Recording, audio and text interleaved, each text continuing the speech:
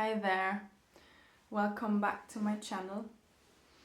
Today I felt inspired to talk about something that people have asked me about in the past a few times now, and that's to do with communities and communal living. And today the time was right and the energy, the flow was there to also speak from an experiential place. So this is absolutely not about, toxic gurus and possessed communities and mass suicide. If that's what you thought this video would be about, shadow sides, aspects of communities, then I have to disappoint you. Maybe the video isn't for you then. This is more coming from a place of lived experience and what I have observed over the years, witnessing, experiencing several different communities, not actually living there myself, but spending time there, and what blind spots are lots when people decide to live in community. And you could ask me, Sarah, why do you not talk about the light aspects here? Why do you not promote communities, which they can be very powerful ways of people coming together and healing and co-creating? Absolutely, and I acknowledge all of that. But it is in my innate soul nature and my soul imprint that I am an observer who's very good at spotting blind spots within structures and shadow aspects. I've always been very good with that for whatever reason.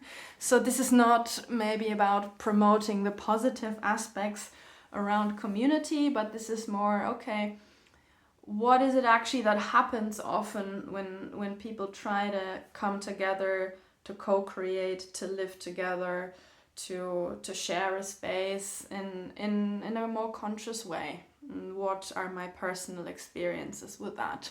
So this is what it's gonna be roughly about. We currently live in a somewhat communal setting, but it isn't really. We do share land with someone, and we live within an agreement-based setting. So that means there's a landowner / farmer here who provides the land for us, and we get to live across 2 different cabins, wooden cabins here, and we contribute to the maintenance of the farm, working with the animals and the land. So that's our contribution, and in exchange we get to live here. So you could say, oh, that's somewhat community, but it doesn't really feel like community. And it also wasn't our intention. So it's like an agreement-based co-sharing of a space where the boundaries are clearly defined.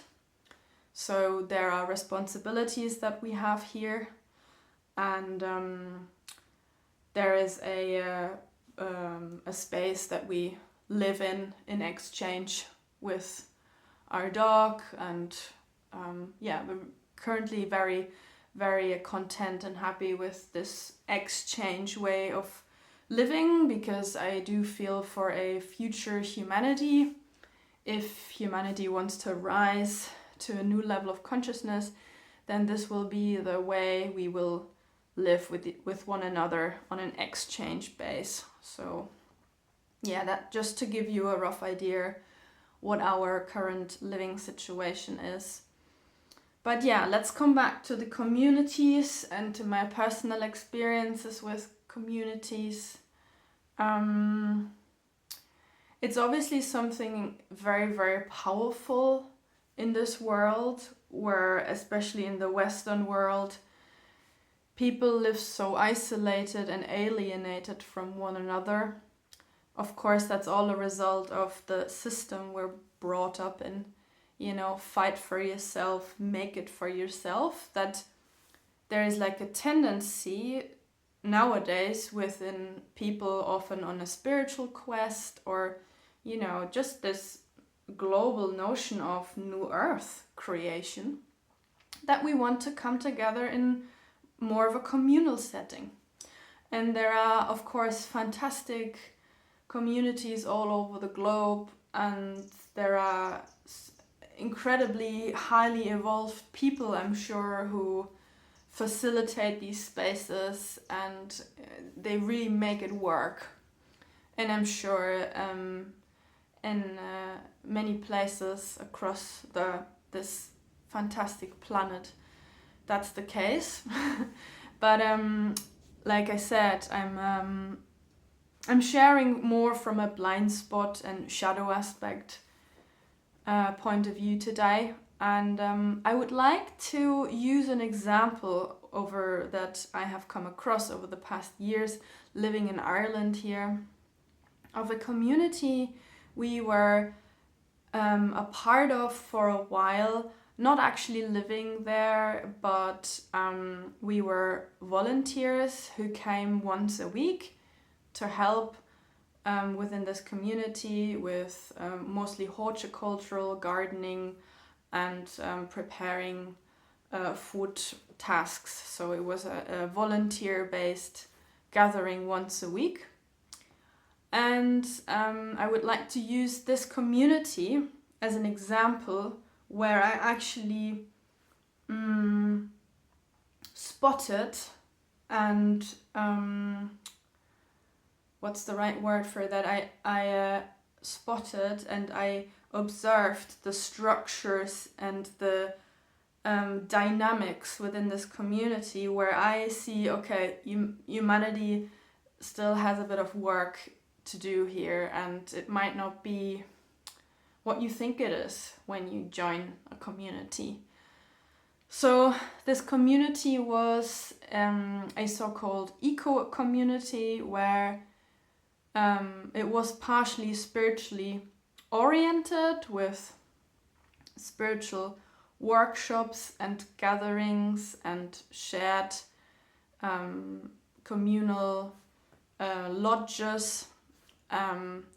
The main driving force there was the horticultural development of the land. How can we use and work with the land as conscious and new earth as possible? Don't, use old earth chemicals to treat our foods with. Don't drain the soil, from the nutrients. How can we do that? And then there was a core group of people who lived there permanently. I would say that was maybe 6 or 7 people sharing this space, who managed everything and were responsible. And then people from the outside, so-called woofers, helping with the land, they came in and out.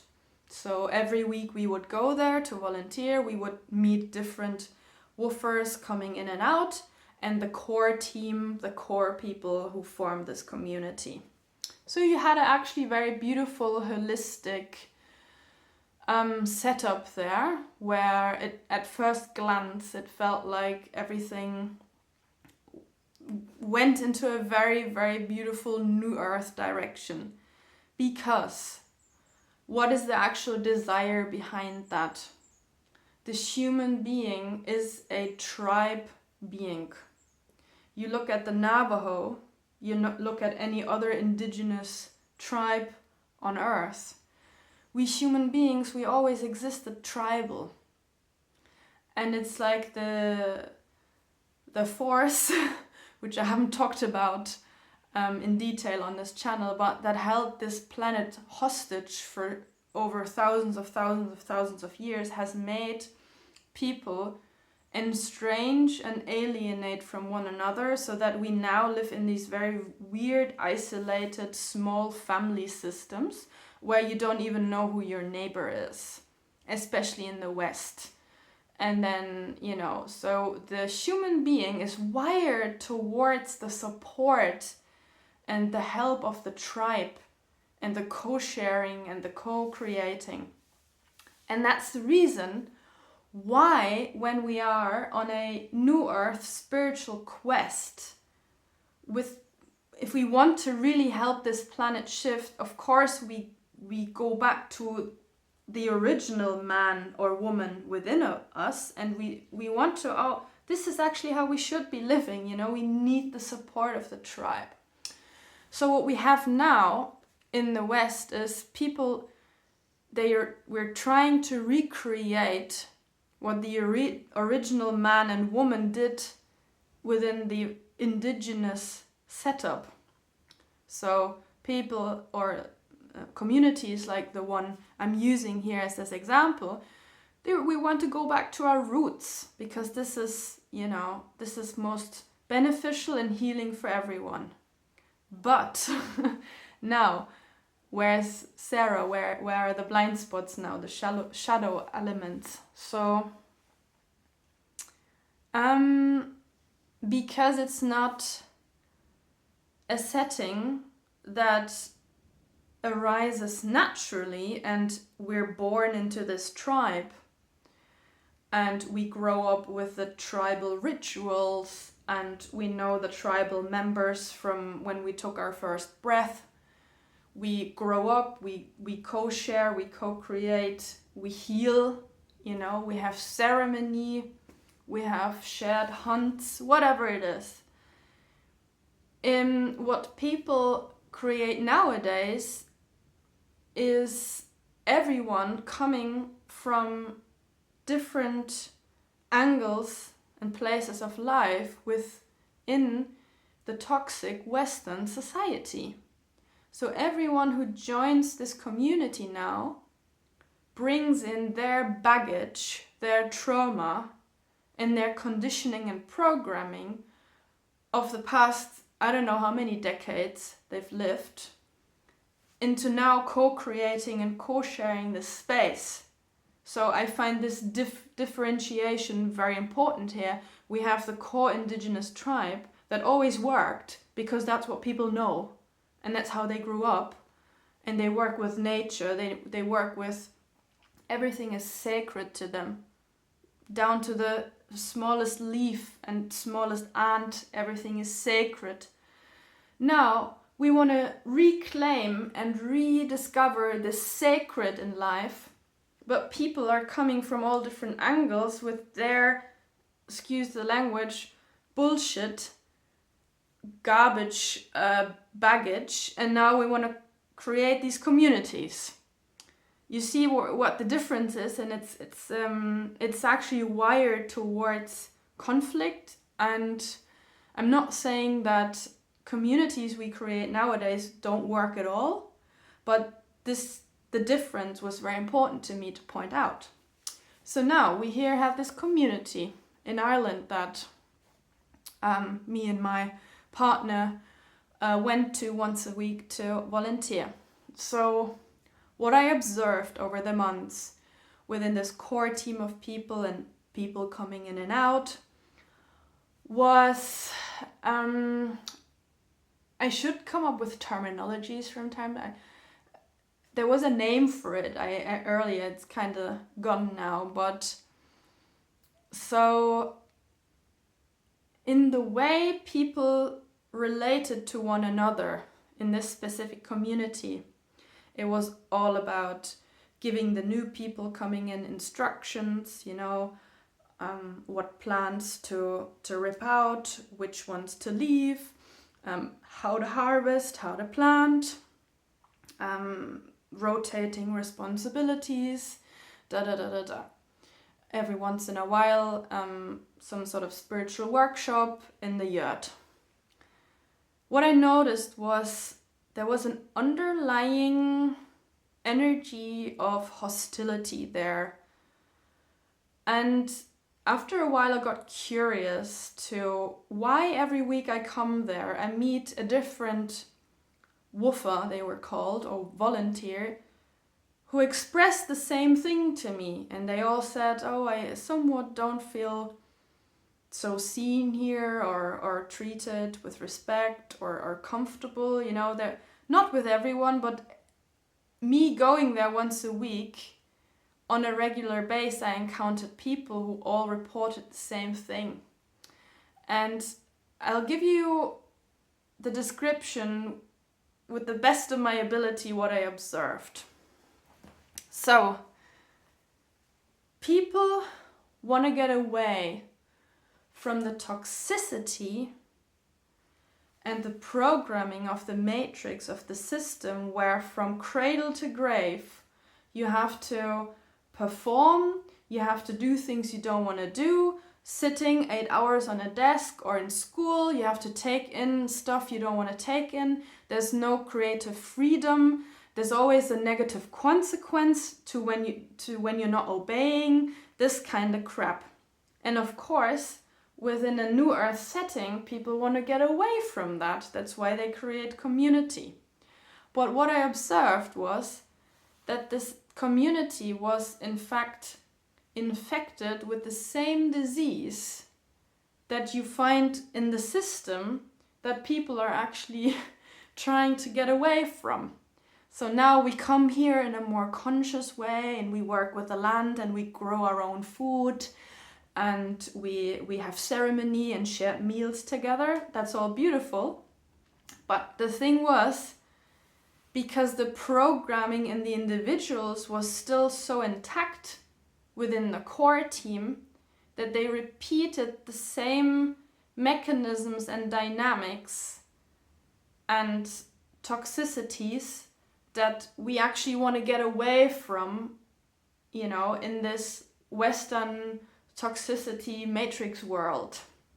So you had then all of a sudden people who were giving these volunteers very hostile instructions, and there was always a sense of pressure, and we need to get this done by then because it's the season now, and oh no, you're not doing it right. You know, people were criticized often.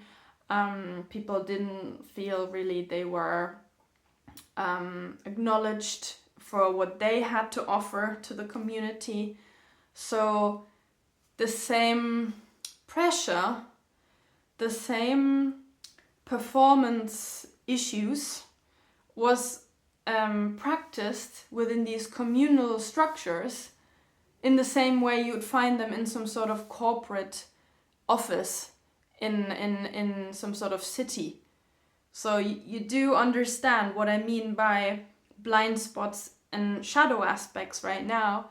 There's something that everyone in their heart wants to get away from because it's old earth, it's toxic.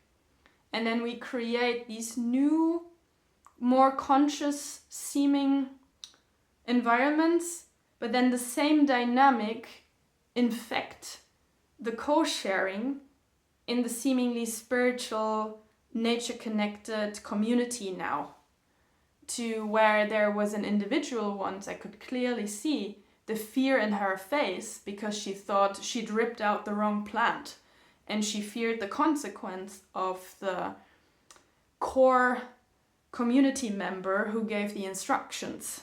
So you see what I mean? There's everything. To me, it was so flawed. I'm not saying all aspects of this experience, but because I could see how they were in a more spiritually looking way repeating the same toxicities there, you know, and I feel that's an important thing to acknowledge. People within new earth communities right now, they still come with their old program baggage. Why? They actually want to leave it behind. And everyone joins a community also for different reasons, you know. There's one person who looks for healing within a community. Then there's another person who looks for, okay, I want to make a difference. You know, a third person would look for more conscious connections with human beings. So when we create these communities today from zero, we cannot ignore that everyone brings their own shadow material and trauma also into these spaces. And the most important observation in my eyes was how tangibly it was to observe that the values and the structures and the things we were all traumatized by from when we were children, don't step 1 foot out of line was what many of us learned. If you don't behave in the way we want you to, then that has consequences. Or, you have a gift here, but it's not nourished because this is what we want you to learn. Or, authority means you listen to that person. So all of that crap we want to get away from, often covertly or even overtly, is repeated in these so-called conscious communities where, I don't like the way you garden, or this is not going fast enough for me. And I totally get it. There are certain things we can't get around when it comes, for example, to look after animals or the land. But it was so tangible how people were still relating to one another from this old earth wound. So that is, what I felt very, very was important to me today to share that with you. That this is not Navajo or Matisse Amazon tribe co-sharing since they were born. This is somehow copying this ancient sacred way of relating with westernized, wounded baggage. And those are, to me, the important things also, for me, a reason why I wouldn't permanently live in a communal setting. It's beautiful to every once in a while take part in something communal, but humanity still has some work to do. And I'm sure there are also many, many beautiful and lightful aspects around communities, and it's not all black or white, but I felt it important to point out these shadow aspects today. For me, this middle path, or for us, this middle path works really well. Co-sharing land and having shared responsibilities, but there are clearly defined boundaries. So there is, very, very personal individual space for everyone, but then there are the tasks, and that kind of seems to work for us.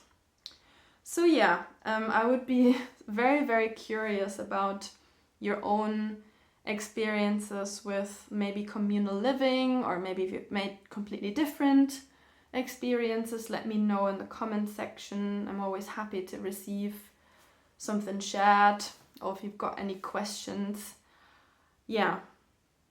That's it for today, and I'm happy to see you next time. Namaste.